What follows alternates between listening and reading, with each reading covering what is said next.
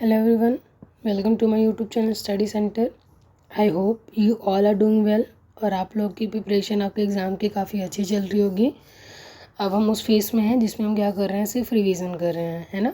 आपने कंटेंट वगैरह जो भी आपका है वो पूरा 100% कवर कर लिया है और ये जो हमारे पास टाइम है विदिन 40 to 50 डेज़ का, उसमें हमें जितना भी हो सके उतना क्या करना है, रिवाइज़ करना है, सो दैट कि जो भी हमारे कॉन्सेप्ट्स हैं उनको हम ना भूलें। ठीक है, तो जैसा कि आप सबको पता होगा कि इस चैनल पर मैं आप लोगों के साथ DSSB TGT सोशल साइंस के जो क्वेश्चंस हुए, पेपर पूछे गए हैं DSSB द्वारा या फिर जो एग्ज़ाम्स कंडक्ट हुए हैं उनको मैं क्या कर रही हूँ, आप लोगों के साथ डिस्कस कर रही हूँ। ठीक है, बहुत सारे पेपर मैंने ऑलरेडी इसी चैनल पर अपलोड कर रखे हैं और डिस्क्रिप्शन बॉक्स में मैं प्लेलिस्ट की लिंक शेयर करती जाती हूँ। टेलीग्राम का लिंक है। अगर आपको कंटेंट चाहिए, मतलब जो भी मैंने क्वेश्चन पेपर यहाँ पे डिस्कस किया है इसकी PPT मैं टेलीग्राम पर अपलोड कर देती हूँ। और मुझे अगर कुछ भी एक्स्ट्रा कंटेंट और मिलता है हमारे SST या फिर हमारे एग्ज़ाम से रिलेटेड, जैसे मैंने अभी रीजनिंग के जो PYQs वगैरह आए थे मैंने उनको शेयर करा था, और UPLT में मतलब जो क्वेश्चन पूछे गए थे, क्योंकि क्वेश्चन जो होते हैं हमारे SST के मोरलेस हर एक एग्ज़ाम में सेम रहते हैं, NCERT बेस्ड रहते हैं।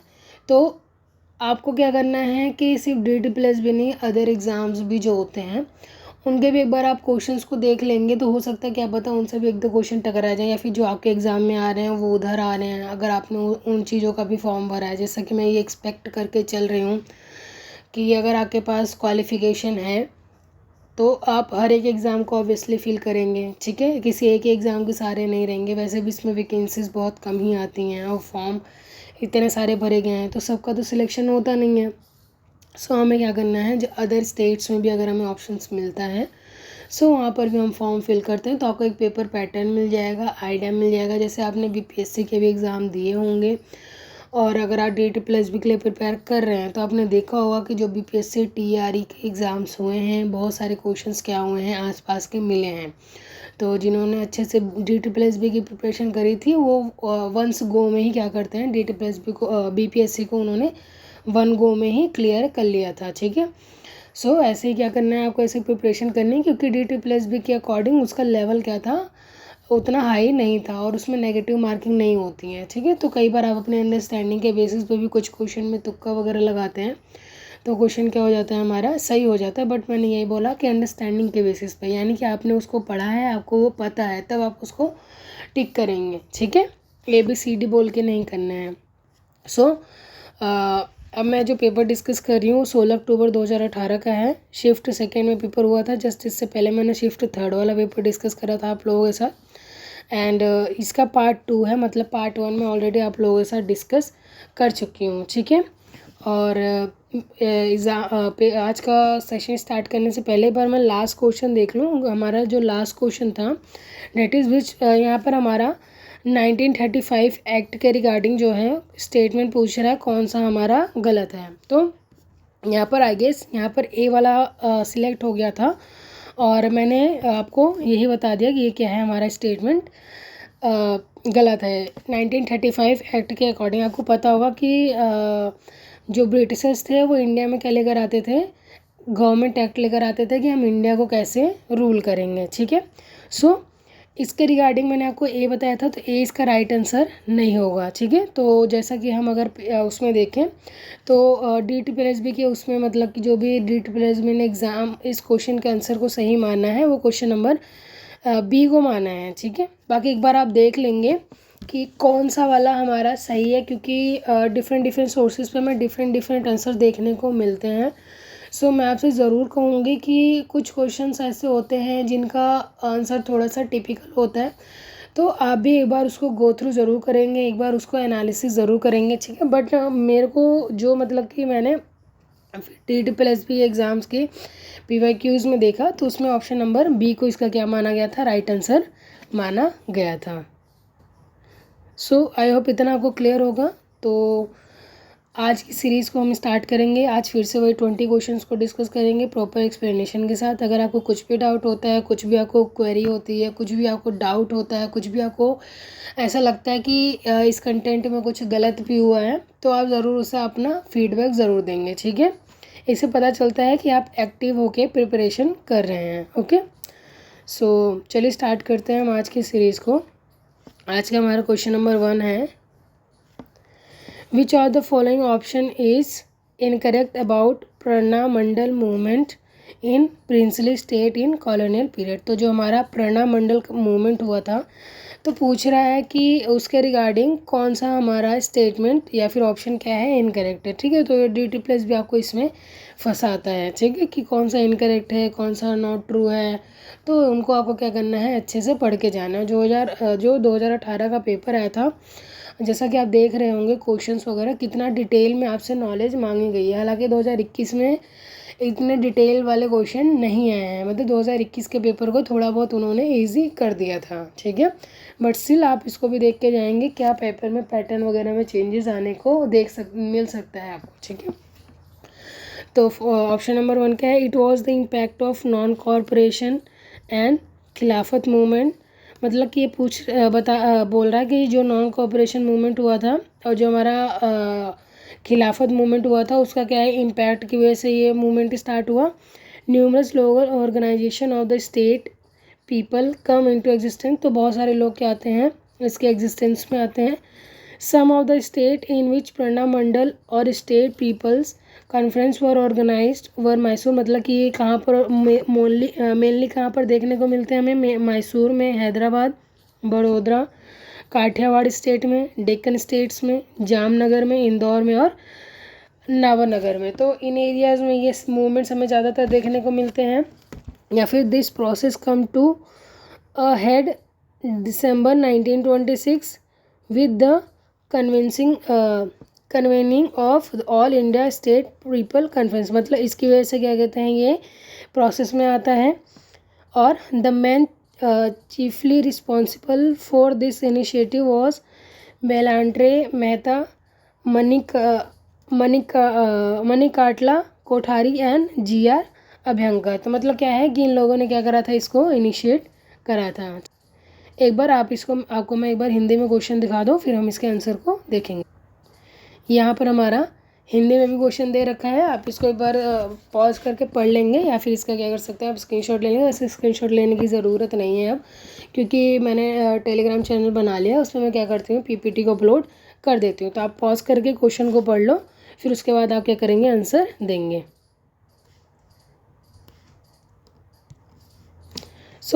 यहाँ पर हमारा राइट आंसर क्या हो जाएगा, ऑप्शन नंबर C। मतलब कि जो हमारा प्रणा मंडल मूवमेंट हुआ था उसके रिगार्डिंग हमारा ये C वाला स्टेटमेंट गलत है। क्यों, क्योंकि इसने हेड नहीं किया था। यानी कि जो हमारा all India state people conference था, यानी AISPS, वो 1926 में। अब देखते हैं कि इसमें क्या गलत है, या तो फिर डेट गलत होगी या तो फिर जिसने लीड करा है वो गलत होगा। ठीक है, नेक्स्ट क्वेश्चन है हमारा क्वेश्चन नंबर 22।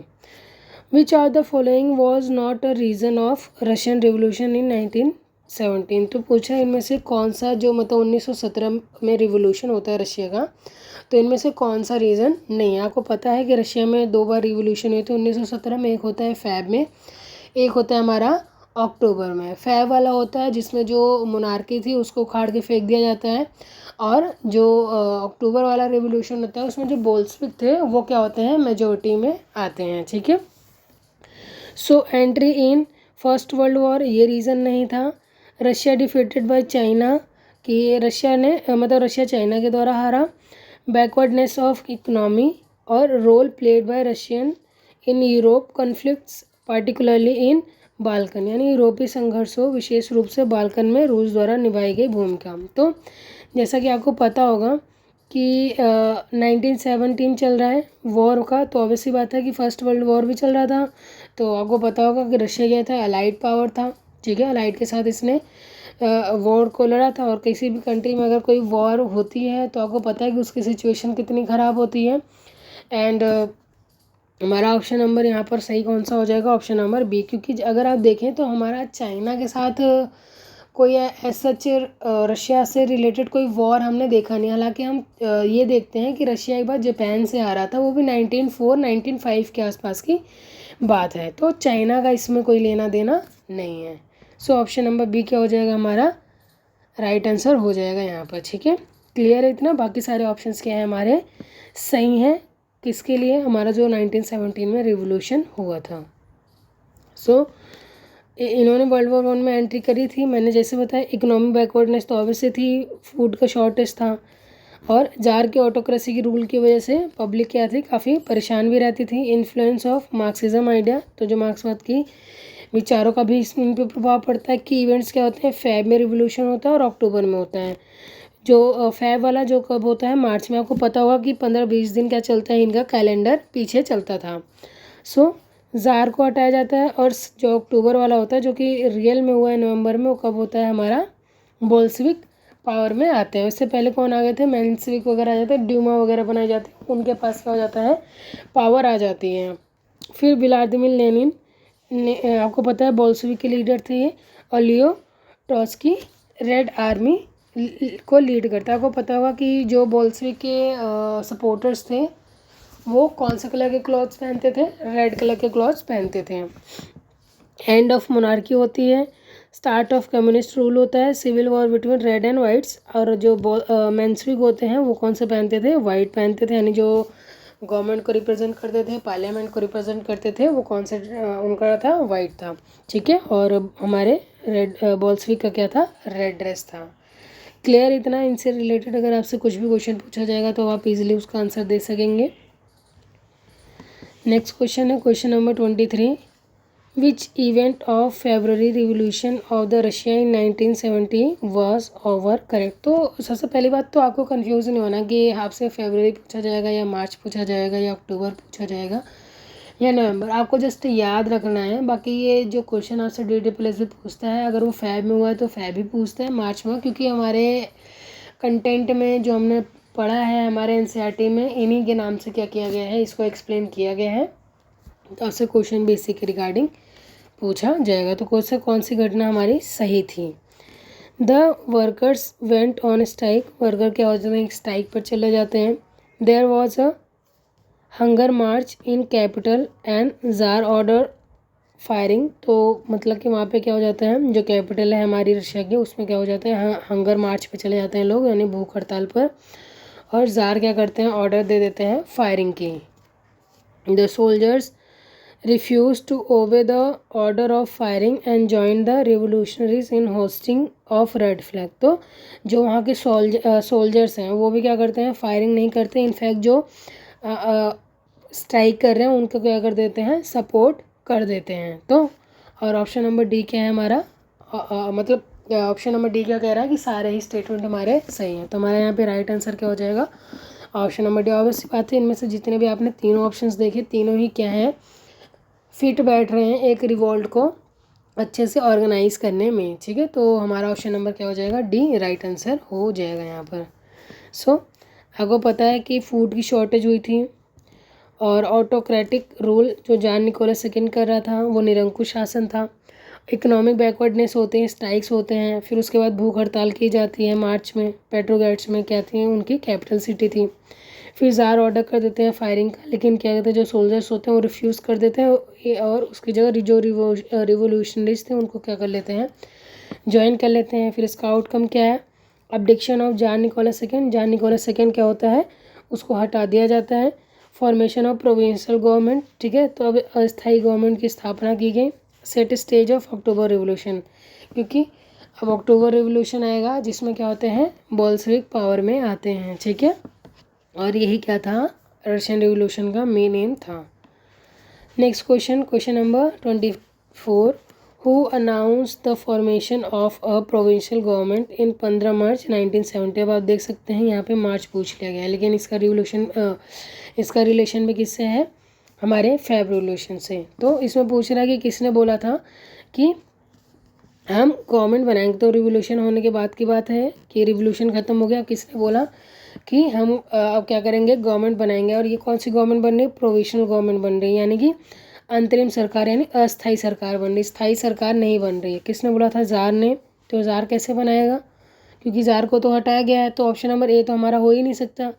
बाकी ड्यूमा ने बोला, लेनिन ने बोला, या फिर स्टेलिन ने बोला। तो आपको पता होगा कि लेनिन जो था वो कौन सी पार्टी का लीडर था, हमारे बोल्शेविक पार्टी का लीडर था। और बोल्शेविक पावर में कब आती है? हमारे अक्टूबर के रिवॉल्यूशन में, क्योंकि आपको पता होगा फैब का रिवॉल्यूशन जो हुआ था वो एक स्टेज तैयार करता है, जस्ट अभी हम पढ़ के आए हैं हमारे अक्टूबर के रिवॉल्यूशन के लिए, ठीक है। और स्टेलिन जो है वो रिप्रेजेंटेटिव बनता है, मतलब पीएम, मतलब हमारा प्रेसिडेंट बनता है, लेकिन किसने ये घोषणा करी थी? तो यहाँ पर हमारा राइट आंसर क्या हो जाएगा? ऑप्शन नंबर बी, यानी कि ड्यूमा, जो कि क्या होता है, वहाँ का पार्लियामेंट्री फॉर्म ऑफ गवर्नमेंट है। वो घोषणा करता है कि क्या किया जाएगा, यहाँ पर सरकार बनाई जाएगी और स्टेलिन को लीडर चूज किया जाता है, ठीक है। सो ये है हमारा एक्सप्लेनेशन। तो 15 मार्च 1917 को आफ्टर ज़ार निकोलस को हटाने के बाद रशियन रिवॉल्यूशन जो ड्यूमा है, इंपीरियल पार्लियामेंट अनाउंस करती है फॉर्मेशन ऑफ प्रोविंशियल गवर्नमेंट को बनाने की। This government was mean to be temporary until constitution assembly could be elected. तो मतलब कि एक टेम्परेरी था जब तक कि जो कॉन्स्टिट्यूएंट असेंबली है वो इलेक्ट ना हो जाए, ठीक है। की figures Prince law initial head होते हैं, लेटर अलेक्जेंडर कैरेस्की आते हैं, ठीक है। सो बाकी क्या है, ही एब्डिक्टेड जार, तो ये इसका रीज़न नहीं है, ये इनकरेक्ट हो जाएगा। Lenin led the October revolution, अभी हमने बताया कि जो अक्टूबर रिवॉल्यूशन होगा उसमें बोल्शेविक आएंगे, और स्टालिन का कोई इससे लेना देना नहीं है हमारा, ठीक है। सो ऑप्शन नंबर बी क्या था हमारा राइट आंसर था। नेक्स्ट क्वेश्चन है question number 25। what was not true about the impact of October Revolution। तो आप देख सकते हैं रशियन रिवोल्यूशन से, जैसा कि ये चौथा या पांचवा क्वेश्चन है, तो पूछ रहा है कि किसका इम्पैक्ट अक्टूबर रिवोल्यूशन पर नहीं पड़ता है। अब आपको पता चल चुका है कि अक्टूबर रिवोल्यूशन किस वजह से होता है, ठीक है। तो आप इस क्वेश्चन का इजीली आंसर दे सकते हैं अब यहाँ पर। तो the land and property of large land owners and the capitals were seized and distributed to poor peasant. तो जो बड़े लैंड ओनर्स थे और जिन्होंने छोटे लोगों की, जैसे आपको, आप अगर हिस्ट्री पढ़ते हैं तो आपको ये चीज़ें काफ़ी अच्छे से पता होंगी, कब्जा कर रखा था तो उनको क्या कर दिया जाता है, जो पुअर पीपल होते हैं उनको रिडिस्ट्रीब्यूट कर दिया जाता है। The factories were taken over and run by government, जो फैक्ट्रीज थी उनको क्या कर लिया जाता है, कब्जा कर लिया जाता है। सरकार कहती है कि अब से इन पर हमारा अधिकार होगा। Red army was created to curb the opposition of revolution. तो जो रेड आर्मी है जिसे कौन लीड कर रहा है, मतलब किसके द्वारा लीड की जा रही है, बोल्शेविक द्वारा, और उन्हें अपोजिशन में ऑब्वियसली बात है, तो वो रिवोल्यूशन लेकर आते हैं। और in 1921 the country's economy fair no better than during the tsarism, यानी 1921 में देश की अर्थव्यवस्था ने शाही शासन के दौरान की तुलना में बेहतर प्रदर्शन नहीं किया, क्योंकि इनमें क्या चल रहे हैं, अपने सिविल वॉर ही चल रहे हैं।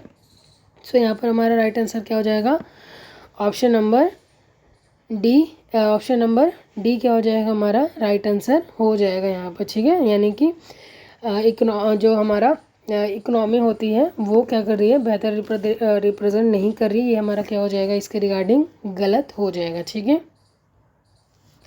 सो अगर हम देखें यहाँ पर, provisional government fail to address food and peace. तो जो प्रोविजनल गवर्नमेंट बनाई गई थी वो क्या हो जाती है, अस्थायी सरकार भूमि, भोजन और शांति की मांगों को पूरा करने में असमर्थ हो जाती है, पूरा नहीं कर पाती है। लेनिन रिटर्न फ्रॉम एग्जाइल, आपको पता है लेनिन को एग्जाइल कर दिया गया था, वो वापस आता है। और पीस, लैंड, ब्रेड की मांग करता है, जिसे हम अप्रैल थीसिस के नाम से भी जानते हैं। और 24-25 अक्टूबर 1917 Bolshevik storm the white places in Petrograd. और ये डेट आप याद कर लेंगे कि किस दिन उन्होंने चढ़ाई करी थी पेट्रोग्राड्स पर, या किस दिन हमला किया था। Provisional government overthrow, provisional government को क्या कर दिया जाता है, हटा दिया जाता है। और इसका इम्पैक्ट क्या पड़ता है, establishment of communist rule. Communist rule यानी बोल्शेविक को अब इस्टेब्लिश किया गया, शासन स्थापना की गई। और कौन इनके सपोर्टर्स थे, रेड आर्मी इनके सपोर्ट में थी, जो क्या करती है, इनको सपोर्ट करती है, जो हमारा ऑपरेशन हुआ था उसको सरपास करने में, ठीक है। नेक्स्ट क्वेश्चन है question number 26। For Marx and Engels the basic point for understanding a society is the dash within which it develops. यानी मार्क्स और एंजल्स के लिए एक समाज को समझने के लिए मूल बिंदु डैश है जिसके भीतर वह विकसित होता है। तो क्या है हमारा इकोनॉमिक सोशल फ्रेमवर्क है। इकोनॉमिक फ्रेमवर्क पॉलिटिकल फ्रेमवर्क या फिर रिलीजियस फ्रेमवर्क। तो अगर आपने थोड़ा बहुत भी कार्ल मार्क्स के बारे में पढ़ा है तो आप इस क्वेश्चन का ईजिली आंसर लगा सकते थे। इसका राइट आंसर क्या हो जाएगा हमारा ऑप्शन नंबर बी, यानी इकोनॉमिक फ्रेमवर्क होना चाहिए जिससे उनकी अंडरस्टैंडिंग डेवलप हो सकेगी। ठीक है, सो बेस क्या है, economic structure, mode of production, class relation, super structure यानी अधिरचना, पॉलिटिकल, रिलीजियस और लो कल्चर, ये इसमें आते हैं। ठीक है, और सोशल वाले में कौन से आते हैं हमारे, इकोनॉमिक फ्रेमवर्क। ठीक है, next question, question number 27, which statement is not correct according to Marxist theory. तो मार्क्सिस्ट थ्योरी के अकॉर्डिंग कौन सा स्टेटमेंट सही नहीं है। The bourgeoisie is political class living from the exploitation of proletariat, यानी जो बोर्गोइसिस क्लास थे वो बोल रहे हैं वो क्या करते थे, प्रोलेटरक्रेट को शोषण करते थे, या फिर the bourgeoisie is social class living from exploitation of proletariat. तो इस वाले मतलब फर्स्ट स्टेटमेंट का बिल्कुल अपोजिट हो गया, या तो ये सही होगा या तो ये सही होगा। इसमें उन्होंने बोला कि जो बुर्गोइसिस हैं वो सोशल क्लास है और उनका शोषण किसके द्वारा किया जा रहा है, प्रोलेटरिएट द्वारा, और इसमें बिल्कुल उल्टा था। ठीक है, यहाँ पर क्या हो रहा था, प्रोलेटरिएट का वो शोषण किया जा रहा था। Next, the bourgeoisie is a chiefly capital class. तो इसमें बोल रहे हैं कि जो बुर्गोइसिस है वो क्या है, चीफली क्लास है यानी पूंजी वर्ग है, और नन ऑफ द अबव। तो अगर आपको ये पता होगा तो आप तुरंत इसका आंसर कर सकते थे। ठीक है, तो इसका राइट आंसर क्या हो जाएगा, ऑप्शन नंबर ए, क्योंकि जो बुर्गोइसिस थे वो क्या होते थे, कैपिटल क्लास होती थी, और वो शोषण करते थे प्रोलेटरिएट का, ना कि उनका शोषण किया जाता था। ठीक है, तो इसके अकॉर्डिंग सेकेंड स्टेटमेंट हमारा सही हो जाएगा, क्योंकि मैंने जस्ट बताया कि ये क्या इसका अपोजिट है। और थर्ड तो हमें पता चली गया कि बुर्गोइसिस जो होते हैं वो चीफली क्लास थे यानी पूंजीपति वर्ग थे, जो किसका, प्रोलेटरिएट का क्या करते थे, शोषण करते थे। तो नन ऑफ द अबव तो ऑप्शन हो ही नहीं सकता, क्योंकि पहला वाला स्टेटमेंट हमारा सही है। ठीक है, तो बुर्गोइसिस कौन थे, पूंजीपति वर्ग थे, ऑनर्स ऑफ प्रोडक्शन, और प्रोलेटरिएट कौन थे, हमारे सर्वहारा थे, जैसे सेल्स, लेबर और वेजेस वाले। तो आपको पता है कि एक्सप्लॉयटेशन होता है लेबर क्लास का, किसके द्वारा, कैपिटल्स के द्वारा। ठीक है, इस्टेब्लिश करते हैं क्लासलेस सोसाइटी, और ऐतिहासिक हिस्टोरिकल लेंस क्या है, all history is history of class struggle. ठीक है, तो उन्होंने बोला था कि समस्त हिस्ट्री वर्ग संघर्ष का इतिहास है। क्लियर, इतना बस आपको ये दो टर्म पता होनी चाहिए कि ये दोनों कौन से टर्म हैं, तो आप क्या कर सकते हैं, इस क्वेश्चन का इजीली आंसर दे सकते थे।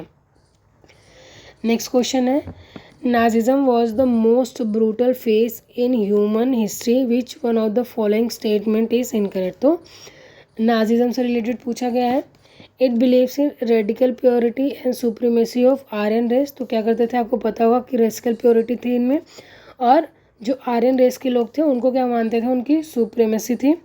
It consist most of the rest humanity to be subhuman, deserving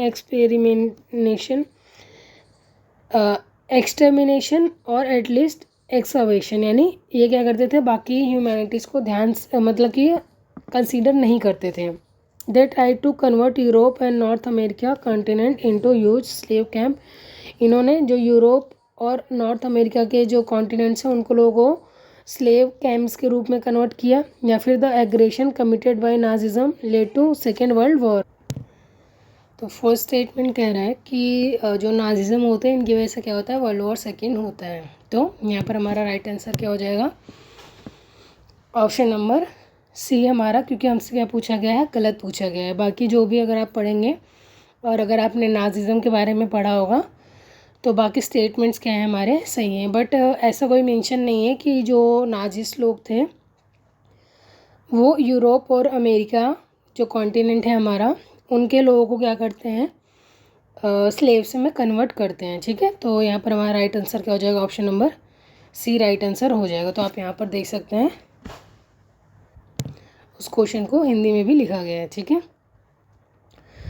next question, question number 29, who opened that our opponents are little worms, I saw them in Munich. यानी ये किसी ने कहा था कि हमारे जो विरोधी छोटे कीड़े हैं और मैंने उन्हें म्यूनिक में देखा है। मुसोलिनी ने, वुड्रो विल्सन ने, हिटलर ने या फिर चर्चिल ने। तो इसका राइट आंसर क्या हो जाएगा हमारा ऑप्शन नंबर सी, यानी हिटलर ने कहा था इस कहावत को। यानी हमारे जो विरोधी हैं वो छोटे कीड़े हैं और मैंने उनको क्या करा है, म्यूनिक में देखा है। ठीक है, तो आप देख सकते हैं कि हमारे स्टेटमेंट वाले क्वेश्चन 2018 में काफ़ी ज़्यादा पूछे गए थे, लेकिन 2021 में नहीं देखने को मिले।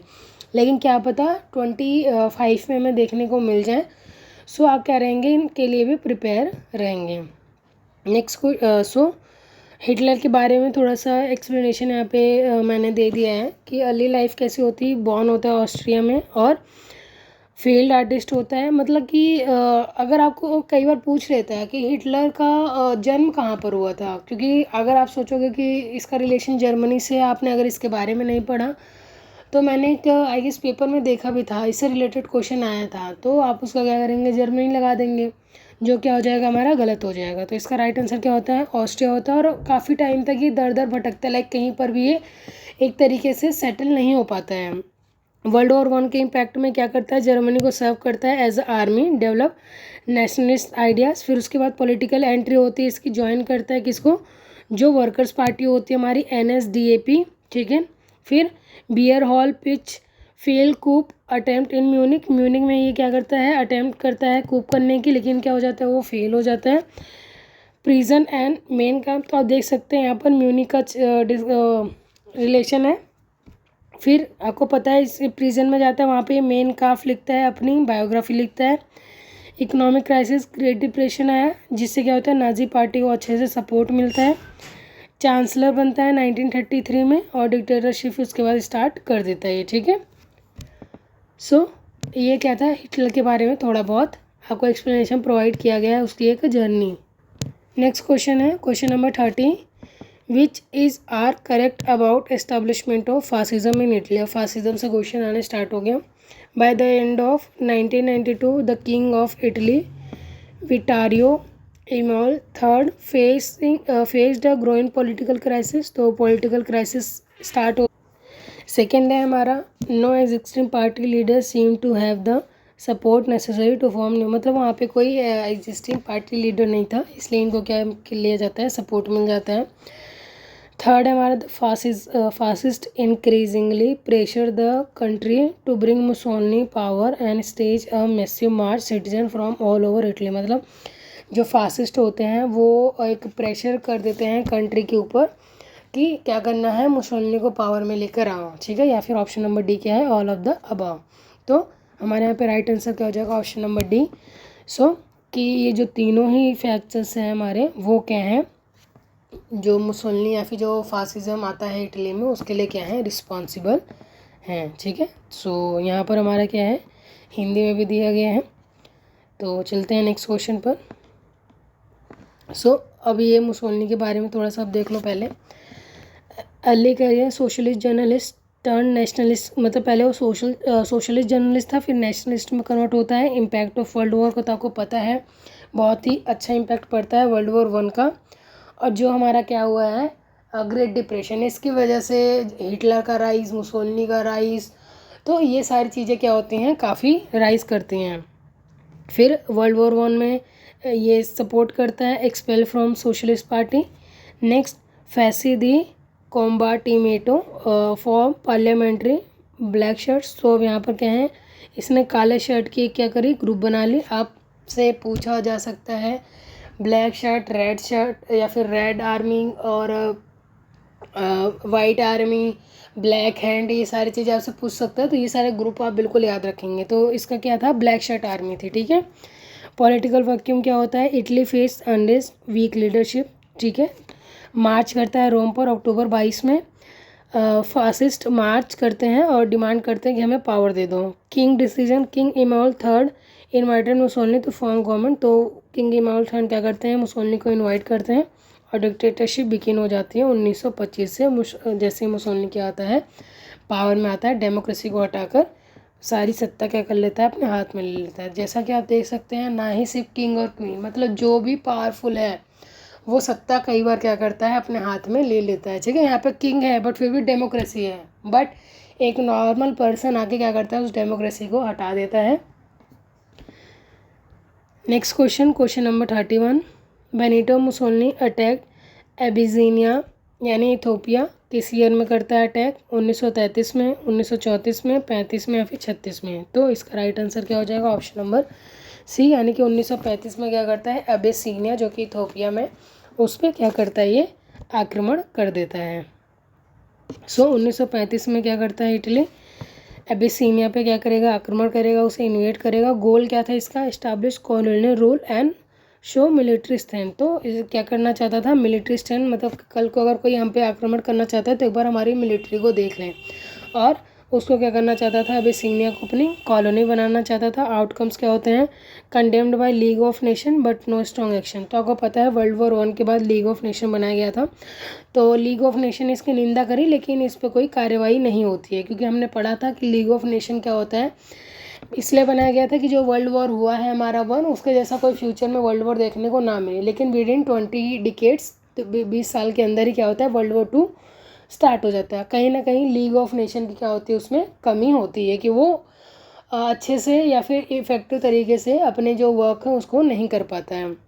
इम्पैक्ट क्या होता है? स्टेथन मुसोलिनीज इमेज एट होम। तो उसके बाद अब ऑब्वियसली बात है कि आपका इटली ने दूसरी जगह को हरा के उसको अपनी कॉलोनी बना ली, तो इससे क्या होता है लोगों के अंदर क्या हो जाता है, उसका फेम बढ़ जाता है कि ये तो बहुत अच्छा लीडर है, ये क्या कर रहा है हमारे जो टेरिटोरियल एरिया है उसको क्या कर रहा है एक्सपेंड कर रहा है। ठीक है, तो ये क्या हो जाएगा हमारा राइट आंसर हो जाएगा उसके अकॉर्डिंग। नेक्स्ट क्वेश्चन है हमारा question number 32, The Peace Conference of Allied Nations started in Paris on 18 January 1919 to draft peace treaty with Germany. Which of the following not correct about the peace conference? तो आपको पता है world war 1 के बाद piece conference हुआ था जिसमें जो एक्सेस पावर्स होती हैं उनके अगेंस्ट में बहुत सारी ट्रीटी साइन की जाती हैं। तो इसमें पूछ रहा है कि जर्मनी के साथ भी एक ट्रीटी साइन हुई थी और उसके रिगार्डिंग कौन सा हमारा स्टेटमेंट गलत है। The conference was dominated by US President Woodrow Wilson, British Prime Minister Lloyd George and French Prime Minister George Clemenceau। ठीक है, तो इनके द्वारा लीड किया गया था। या फिर Wilson had announce that there shall no annexation, no contribution, no punitive damage. तो इन्होंने बोला कि कोई एनेक्सेशंस वगैरह या फिर कोई कॉन्ट्रीब्यूशन नहीं होगा। Free acceptance by people concern would be on the basis of settlement. तो क्या करना चाहते थे? सेटलमेंट करना चाहते थे। या फिर Germany and other central powers were represented at the conference with allied power. तो जर्मनी और जो भी अदर सेंट्रल पावर्स थी वो क्या करती हैं? रिप्रेजेंट करती हैं। तो देखते हैं हमारे यहाँ पर राइट आंसर क्या हो जाएगा। ऑप्शन नंबर डी यहाँ पर क्या हो जाएगा? राइट आंसर हो जाएगा। ठीक है, मतलब कि इससे क्या पूछा गया है? ट्रीटी से गलत पूछा गया है, तो ऑप्शन नंबर डी क्या हो जाएगा हमारा? गलत हो जाएगा। बाकी यहाँ पर क्या किया गया है हमें हिंदी में भी दिया गया है। ठीक है, तो हमारा ऑप्शन नंबर क्या था? डी क्या हो जाएगा? राइट आंसर हो जाएगा। क्या बोल रहा है कि मित्र देशों की शक्तियों के साथ सम्मेलन में जर्मनी और अन्य केंद्रीय शक्तियों का प्रतिनिधित्व किया गया था। तो प्रतिनिधित्व कौन करते हैं? सिर्फ हमारे जो अलाइड पावर थे वो प्रतिनिधित्व करते हैं, ना कि जर्मनी और अलाइड एक्सिस पावर, उनके अगेंस्ट में तो ट्रीटी साइन की गई थी। तो इसलिए क्या हो जाएगा हमारा ऑप्शन नंबर डी क्या हो जाएगा? इनकरेक्ट हो जाएगा यहाँ पर। क्लियर है इतना? Next question, question number 33, why did USA enter in world war 1? तो यूएसए वर्ल्ड वॉर 1 में क्यों एंटर करता है? तो आपको पता है कि यूएस स्टार्टिंग में नहीं था, ना 1 में ना 2 में। तो ये क्वेश्चन पूछा जाता है कि 1 में क्यों एंटर करता है, कब एंटर करता है, डेट पूछी जाती है। कई बार सिर्फ ईयर पूछ लिया जाता है, कई बार स्पेसिफिक डेट भी पूछ ली जाती है।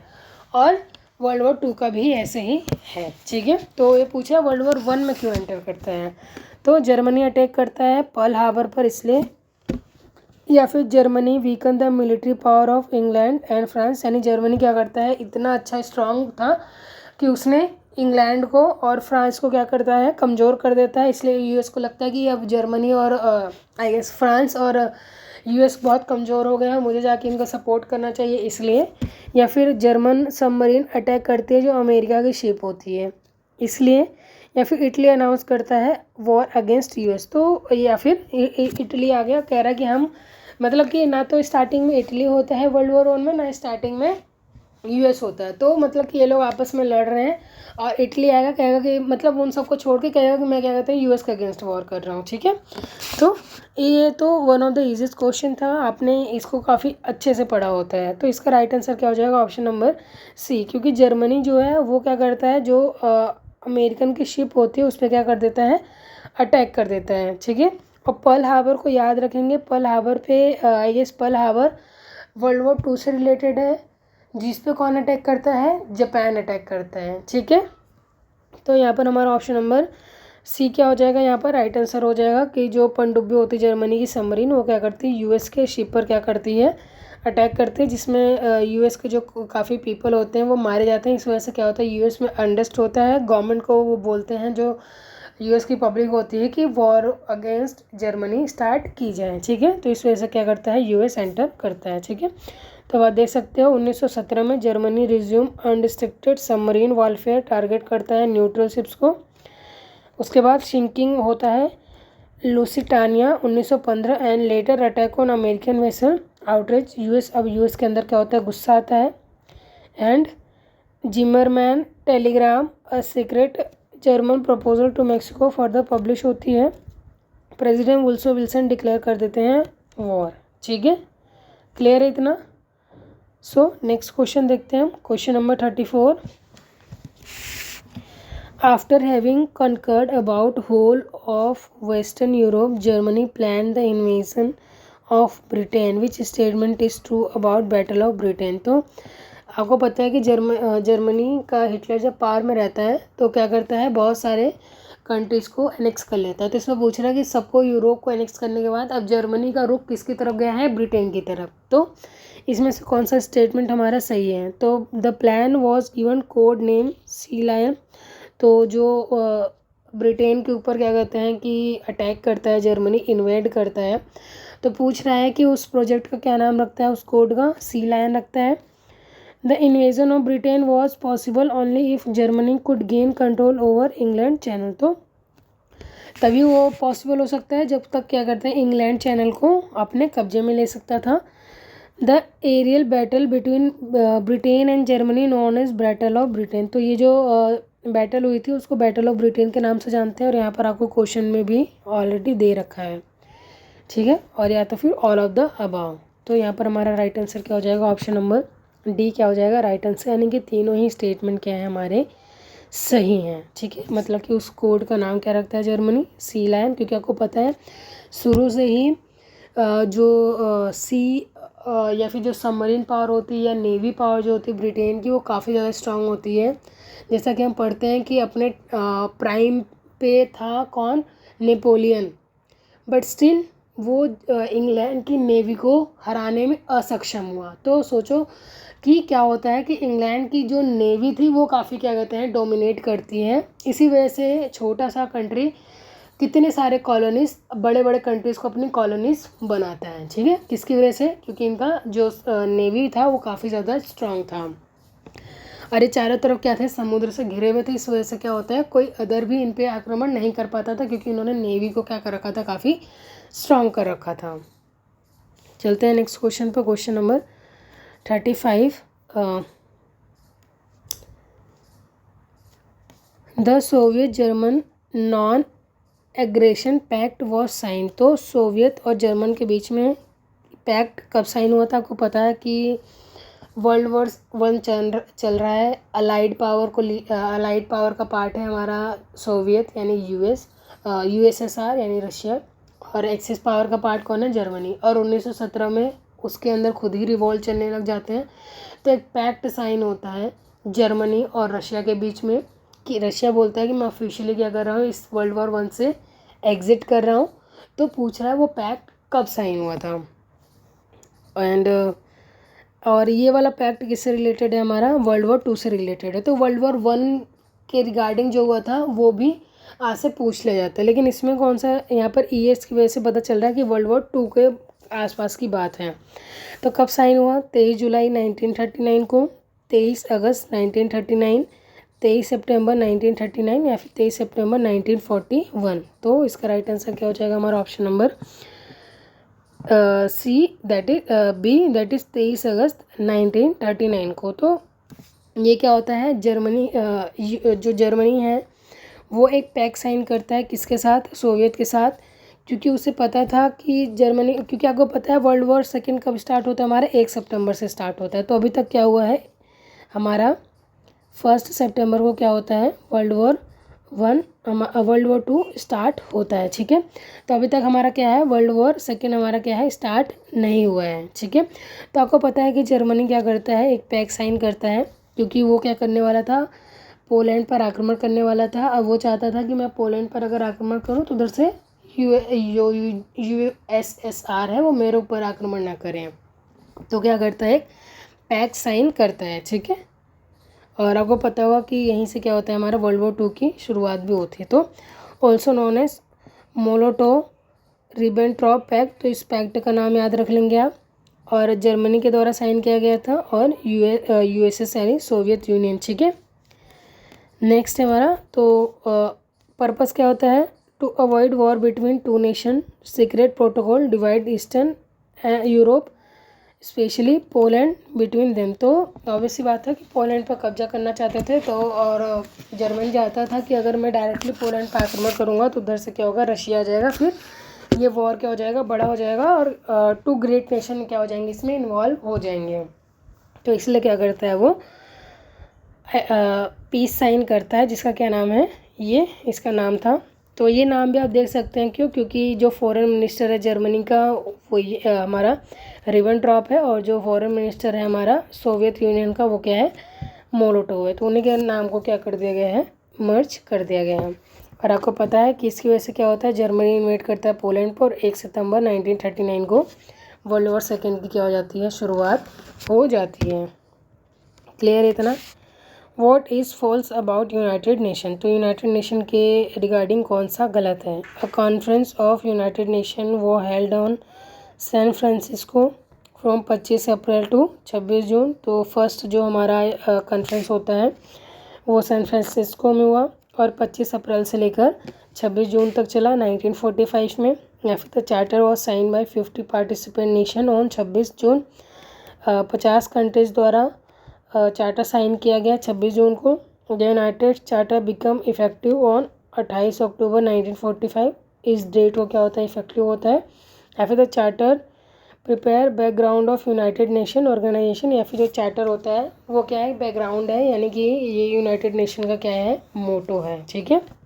तो यहाँ पर हमारा राइट आंसर क्या हो जाएगा, that is option number C क्या हो जाएगा, हमारा राइट आंसर हो जाएगा। बाकी स्टेटमेंट को अब आप देख के नोट्स बना लो, क्योंकि ये तीनों स्टेटमेंट्स तो क्या है हमारे सही हैं। गलत जो हुआ है उसको अब हम अच्छे से देख लेंगे कि ये जो गलत है वो क्यों गलत है।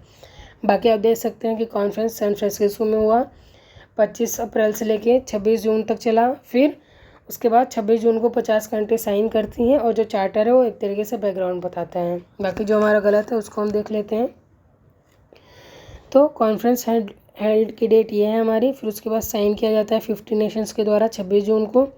इफ़ेक्ट में कब आता है, 24 अक्टूबर को, ना कि जो डेट हमारी 28 अक्टूबर दी गई थी, ठीक है। तो जो हमारा गलत है डेट इज़ 24 अक्टूबर हो जाएगा। पर्पस क्या होता है, promote piece security and cooperation. Organ आपको पता है इसके 6 ऑर्गन्स होते हैं, ठीक है। यहाँ पर हमने सिर्फ 2-3 लिखे हैं, लेकिन इसके कितने ऑर्गन हैं, 6 ऑर्गन्स हैं। और 24 अक्टूबर को ये क्या होता है, ऑफिशियली आता है। और 30 अक्टूबर को क्या करता है, इसको इंडिया ज्वाइन करता है, ठीक है। 30 अक्टूबर को क्या करता है, इंडिया इसको ज्वाइन कर लेता है। क्लियर इतना। ये भी पूछ लेता है कि इंडिया ने कब ज्वाइन करा था। Next question, question number 37, what is not true about solar system. तो सोलर सिस्टम के रिगार्डिंग कौन सा हमारा गलत है। The first recorded use of term solar system is through thought to date from 1704, यानी सौर मंडल शब्द का पहला रिकॉर्ड कब किया गया, 1704 में। Aristarchus of Samos that is was an ancient Greek astronomer. तो क्या बोला जा रहा है, इनको एक ग्रीक एस्ट्रोनॉमर बोला जा रहा है, and mathematician who presented first known model that placed the earth at the center of known universe। तो आपको पता होगा कि कोपरनिकस की थ्योरी से पहले हम ये सोचते थे कि सन जो हमारा डेट इज़ अर्थ है वो क्या है, सेंटर है।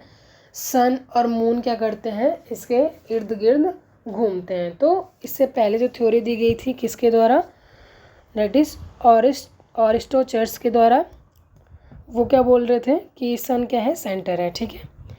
और हमारा सी क्या है, heliocentric model finally mature until the publication of Copernicus theory in which sun rules over the planetary system. तो हेलिसेंट्रिक मॉडल आता है जिसमें, जो किसके द्वारा लाया गया, कोपरनिकस के द्वारा, जिसमें कि पहले किसको माना जाता था, अर्थ को सेंटर माना जाता था। और इन्होंने अपनी थ्योरी में क्या बताया कि जो सन है वो क्या है, सेंटर है, ठीक है।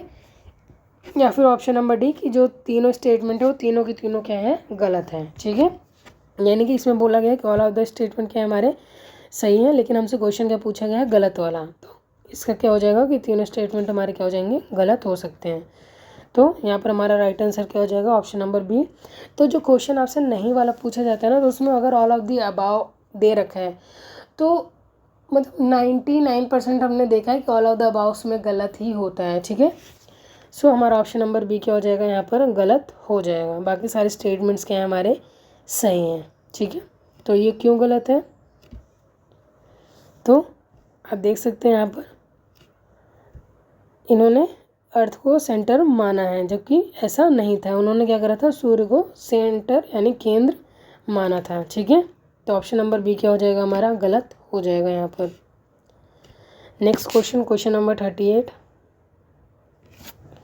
What was the title of Copernicus work. अब देखो यहाँ पर कोपरनिकस के जो वर्क था उसका क्या टाइटल था, on the revolution of celestial spheres, यानी आकाशीय क्षेत्रों की परिक्रमणों पर, on the revolution of sun and solar system, on the revolution of sun and earth, या फिर नन ऑफ द अबव। तो यहाँ पर हमारा राइट आंसर क्या हो जाएगा, option number A, that is on the revolution of celestial spheres, ठीक है।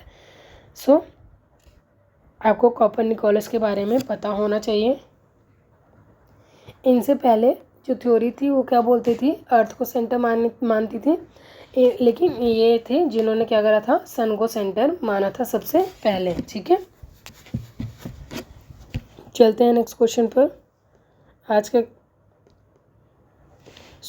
तो इसको अगर हम लैटिन में बोलें तो फुल लैटिन नेम क्या है, डे रिवोल्यूशनिबस ऑर्बियम कोलेस्टेनियन, जिसको इन्होंने कब पब्लिश करा था, 1543 में।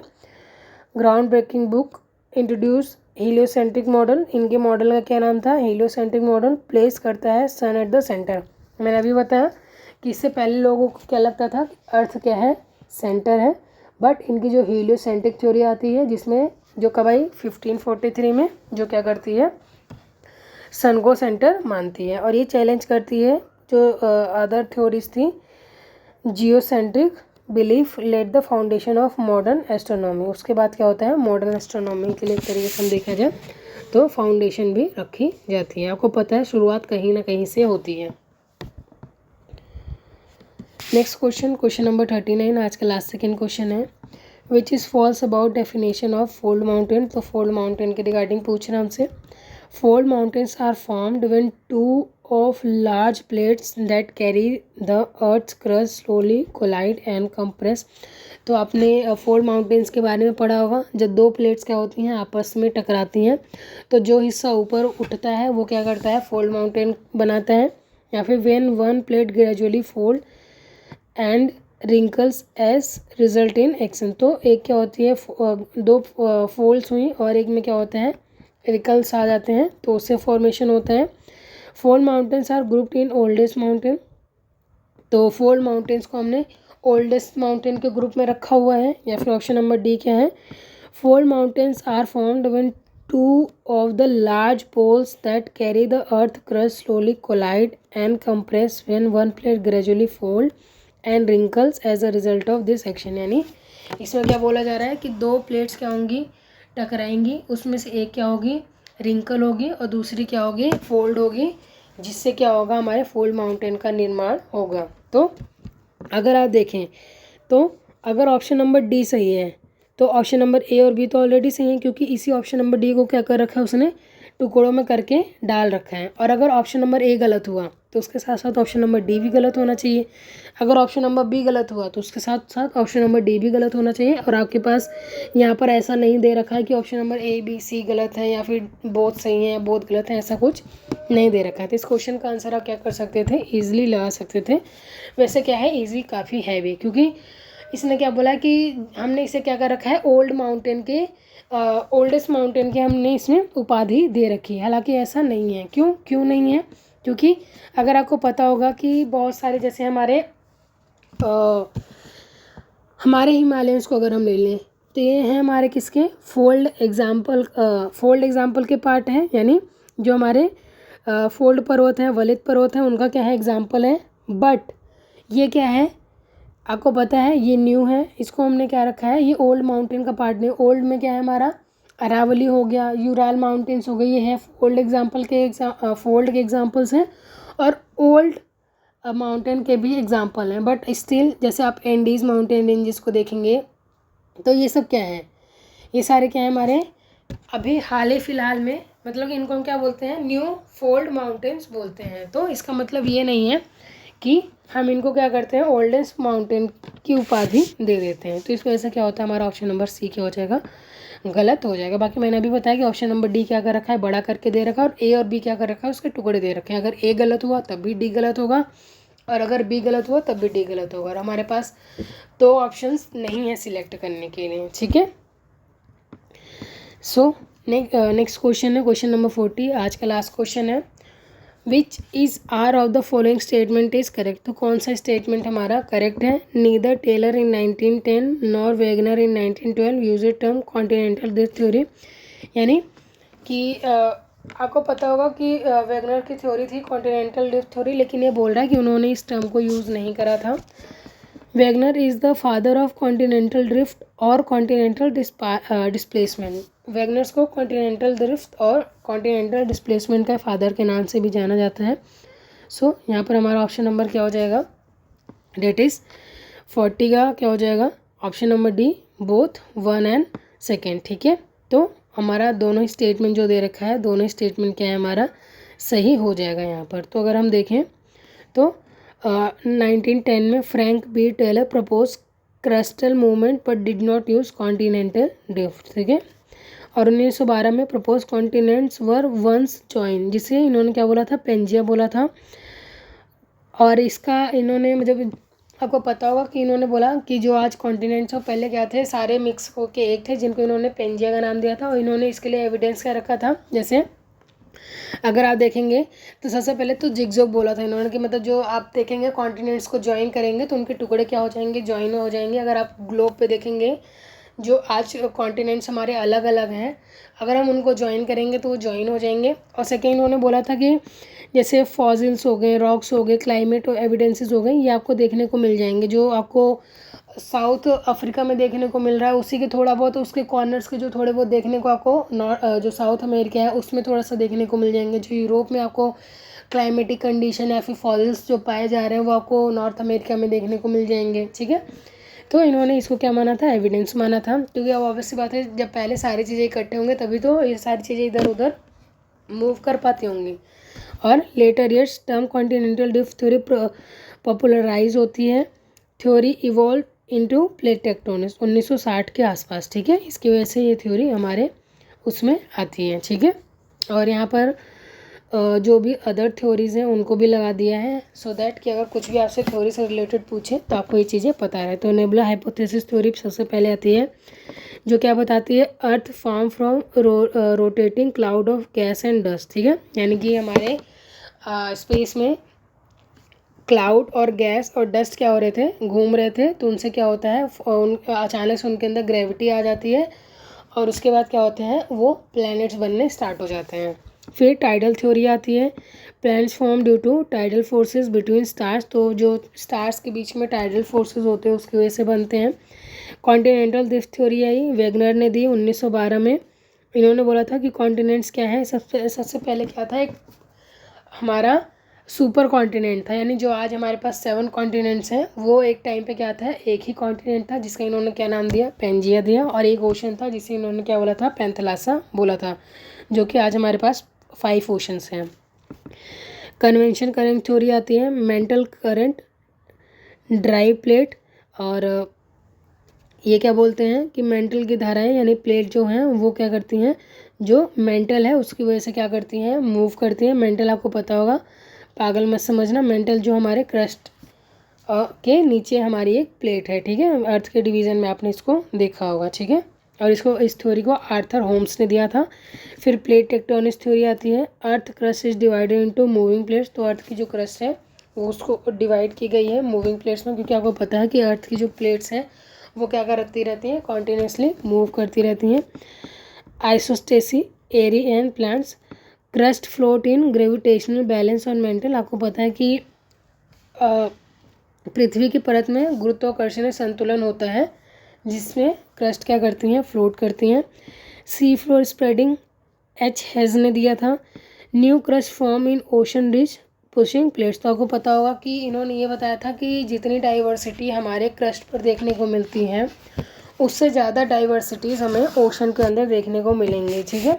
आपने कॉन्टिनेंटल जो ड्रिफ्ट थ्योरी है that is sea floor spreading, इसको भी आपने पढ़ा होगा, नहीं पढ़ा है तो एक बार ज़रूर देख के जाना इसके रिगार्डिंग। फिर बिग बैंग थ्योरी होती है हमारी, ये यूनिवर्स रिलेटेड है, जो हमारी क्या है, मॉडर्न थ्योरी है, जो सबसे ज़्यादा क्या है, एक्सेप्टेड थ्योरी भी है। इससे पहले भी बहुत सारी थ्योरी दी गई थी, और यहाँ पे मैंने जो अदर थ्योरीज हैं उनको एक्सप्लेन करा है। हमारे जो अर्थ का ओरिजिन है या फिर जो हमारी यूनिवर्स का ओरिजिन है उससे रिलेटेड नहीं है, क्योंकि उससे रिलेटेड अगर क्वेश्चन आएगा तो मैं उसको आपको फिर से करा दूँगी। हालांकि मैंने प्रीवियस वीडियोज़ में उसको 2-3 बार ऑलरेडी करा रखा है। एक क्वेश्चन आया है, मैंने सारी थ्योरीज आपको 2-2, 3-3 बार करा रखी हैं।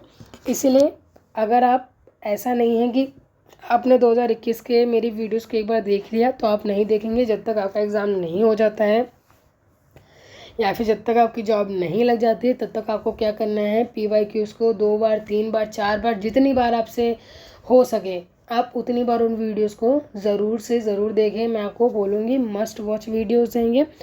तो ये बिग बैंग थ्योरी है, जो क्या होता है कि एक मैसिव एक्सप्लोजन होता है जिसकी वजह से क्या होता है, हमारे ब्रह्मांड का सृजन होना स्टार्ट हो जाता है, यानी बनना स्टार्ट हो जाता है, ठीक है। सो यहाँ पर हमने आज के 20 क्वेश्चंस को डिस्कस कर लिया। आई होप ये सेशन आपको पसंद आया होगा। नेक्स्ट वीडियो में हम पार्ट 3 को डिस्कस करेंगे, ठीक है। और अगर आपको सेशन पसंद आया तो वीडियो को लाइक ज़रूर करें, चैनल को सब्सक्राइब करें, अपने फ्रेंड्स को शेयर करें जो क्या कर रहे हैं, इस एग्ज़ाम के लिए प्रिपरेशन कर रहे हैं, ठीक है। और मिलते हैं, अपने फीडबैक को ज़रूर शेयर करें कमेंट बॉक्स में, कोई प्रॉब्लम होती तब भी आप शेयर करें। सो मिलते हैं नेक्स्ट वीडियो में, नेक्स्ट पार्ट को डिस्कस करेंगे, ठीक है। Thank you so much.